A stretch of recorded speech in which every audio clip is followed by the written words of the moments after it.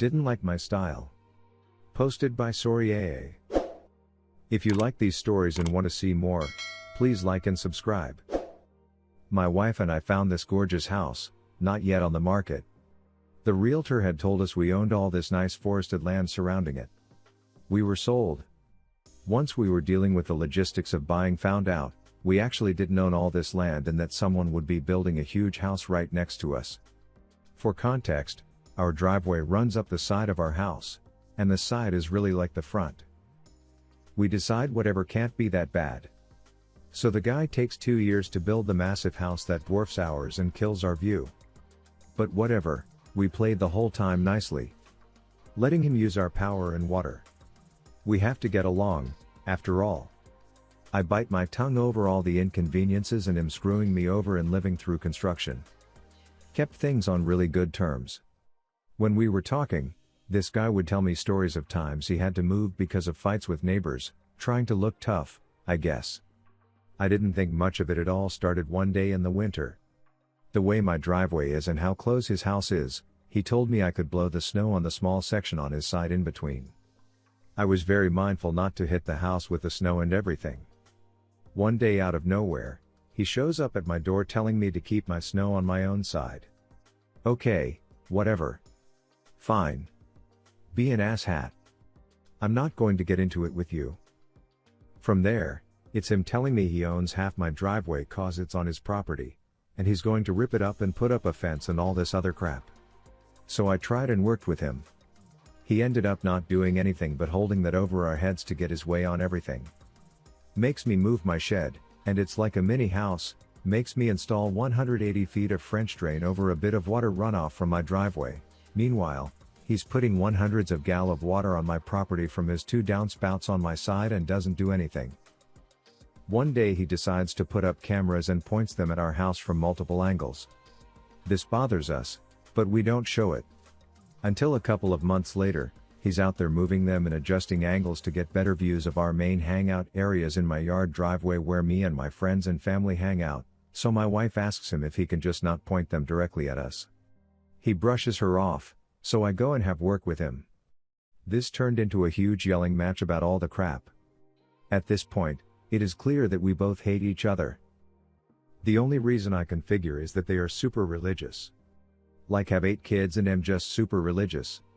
I am covered in tattoos, piercings, ride motorcycles, and listen to all sorts of metal music. Though I'm no idiot, I am respectful and keep my noise to a minimum. So I'm assuming he just didn't like my style. Anyway, after the camera fight, I decided I would start blasting my music in my garage with my garage doors open day in and day out anytime I got the chance. And I played some of the most morbid death metal and other offensive crap to frack with him: Cannibal Corpse, Cattle Decapitation, Infant Annihilator, Limp Bizkit, Acacia Strain, Lorna Shore, anything demonic or that had a lot of swearing lol. On top of that I got a drone and started flying around his house. I started doing hooligan crap on my bike in the driveway and just being noisy. After a couple of months, near Christmas, we see a for sale sign go up. Couple more months down the road, and it's my birthday. They are loading trucks and leaving. Best birthday present I could ask for. Though it pissed me off that he brought a Christmas gift basket, and my wife accepted it, I took this as my pro-revenge win. The gift basket thing just shows how crazy he was. We would do crap like that. Gift baskets, waving at us, saying hi, then turn around and do something to start a problem. I'll never understand it, but I'm glad it's over. New neighbors are quiet and never home, workaholics 6 a.m. to 9 p.m. Life is good. And now for the top comments. Imho, you were way too accommodating in the beginning.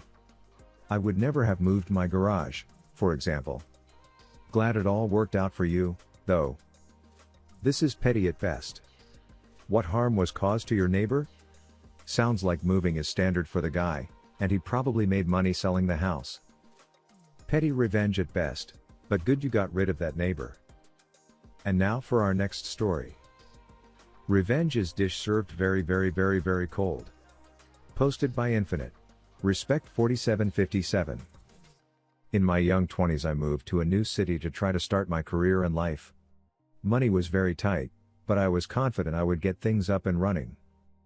In my job search, I came across a promising opportunity at a small firm, the firm. Instead of offering me the job, the owner said he would like me to come in for 2 days and work. If it was fit, they would hire me, and if not, they would pay for the 2 days. Money was so tight at the time that I figured taking the bus to and from the job was a luxury I could not afford, and walked an hour each way to get there. Money was very tight. I did good work both days and worked very hard, but it was not a fit. The owner then tells me, "I know we said we would pay you, but it's just too complicated to set you up for just 2 days, so you will just have to be happy you got the experience with us." The way he acted really rubbed me the wrong way. I was mad as I really needed the money, but as I was trying to find a job and I figured it was not in my best interest to make waves as the word may get around, I was difficult. I did, however, decide that someday, someway, I would get my revenge on the owner. I did find a good job that led to a great career. But I always kept tabs on the owner, looking for the time and place to get some revenge, and even a few times considered some more juvenile methods. Just short of 20 years passed. And now I was very senior in my chosen profession, but instead of working for a small firm, I was a leader in a very large national company that hired firms. As it turns out, we had a large contract come up that I was the lead executive on the procurement team in the area the firm operated in. Things have changed a bit over the years, but bidding on these contracts was at the firm's expense at the time back in the early 2000s. However, to safeguard them from wasting too much money, the bidding would be in stages. Well, sure enough, the owner and his firm put in an exploratory bid. They were not perfect for the job, but they could actually do it, so I assisted in them moving to the next stage, and the next stage, and then the final stage. The easiest thing I could have done was shut them down right away and get a bit of revenge, but they were qualified, so I did not do that. There was some risk to letting them go through to the end, though. Though I was the lead, it was a team decision, and to be honest, if they had the best proposal despite my thirst for revenge, I would vote for them. The proposals and presentation came in, and luckily the other firm was a bit better, and we went with them. Normally the executive lead didn't deliver the bad news in the bid process, but I volunteered to take on the call, and that was my little dose of revenge. It was fun to call the owner, who had no idea we met 20 years ago, and tell him, "We were impressed with your proposal, but it is just not the right fit. I know you must be disappointed to not get the contract, but at least you got great exposure to our process." I know I should have used his own words from 20 years ago, but I could not bring myself to do it. The firm must have done about 200 hours of work on their proposal, so I figured that was payback for my 16 hours with 20 years of interest. And now for the top comments. Absolutely love this. There's a moral to the story that is important. The people you piss off? They don't just disappear afterwards. Behave yourself with propriety at all times. The universe has a way of making the pizza guy you stiffed on a tip be the first person to show up at your car accident. Beats the piss out of the compounded returns on your labor from way back then. You gave that jerk what he deserved. Excellent revenge. Proposals are a pita. This was indeed pro. Maybe it's not as sparkly and dazzling as some of the other pro stories, but anyone who's worked on big proposals knows. This was good work indeed. And now for our next story. Party every night for a year? Okay. Posted by Yoshua82. So I was told this story might fit here. TLDR at the bottom. Sorry for poor formatting or grammar. I went to school in California in the 90s. I bought a house 4 years ago in a quiet neighborhood. I had wanted to get into that neighborhood for years. My best friend lives there. It was a couple of blocks from my kid's school. It was a good neighborhood. Then COVID hit. My neighbors across the street were forced to move at the beginning of the pandemic before the eviction moratorium was in place. They were really good neighbors. We were friendly with each other, and we were sad to see them go.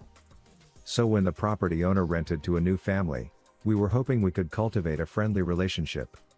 Unfortunately, that was not the case. About a month after they moved in, the lockdown started. And that's when things went from 0 to 100 real quick. For the next year, Every night there was a huge party. Cars down the street, music so loud you could hear it over regular house noise in every room in my house. My friend in the next cul-de-sac would text me regularly if the music he was hearing was my neighbor's. We tried to be civil. I asked politely. I brought the beer. I offered some killer 420. Eventually, they threatened my wife and me, so we started calling the police. Almost every night for 4 months. We organized with the neighbors. And they started calling the police as well. Eventually, the others gave up and started selling their houses because the renters were just that bad. We were still upside down on our place, so it wasn't an option for us. Eventually, the police told me that I needed to stop calling and that it wasn't their issue to deal with. That I was a bigger nuisance than the renters' music. It was at that time the housing market was taking off. Houses were selling in my area for 40-50K over appraisal value. My wife and I looked at what we needed to make so we could move and listed our home for that. In 3 days, we had a handful of obscene offers to choose one. But it was the lowest offer that stood out to us the most. Their offer was a good 20K under the next lowest, but they sent a letter. I'm a sucker for a letter, especially one with a picture of a young pregnant couple and a dog. And a patrol car? It turns out the young man is a police officer newly appointed at the local PD. And he takes his patrol car home. I knew at that point that this was the family to sell my house to, money be damned. I moved out as the neighbors were throwing a huge party. The next day the police moved in, and they haven't had another since. I drive by regularly on my way to my buddy's place. They just sit quietly in their garage, looking bored. I make sure I honk and wave every time. TLDR, after a year of listening to my neighbors partying all hours of the night and pointing their speakers at my house, and with no help from the local law enforcement, I sold my house to a cop. And now for the top comments. One way to stop obnoxious parties is to get your hands on some liquid ass. Sneak by and spray their yard with it. They won't be sticking around for long with the rotten diarrhea stench it leaves behind. This adds new meaning to the phrase party pooper. I wouldn't kiss off 20K like that, but if you feel you got your money's worth, good on you. I did the same thing with a condo once, but the cop's offer was only $3,500 under the maximum, so I had a bit of luck there. She, the cop, wound up arresting him, the obnoxious neighbor, several times until he finally wound up spending so much time in jail that he ran out of money, and his place got foreclosed on. My initial theory was that he lost his job due to missing work, but another former neighbor of mine says his primary income was being a weed dealer, and a combination of having a cop living downstairs and our state legalizing weed pretty much killed that. I don't know how true that is. What's your say on this? Do you have a similar story? Comment below, and don't forget to like and subscribe.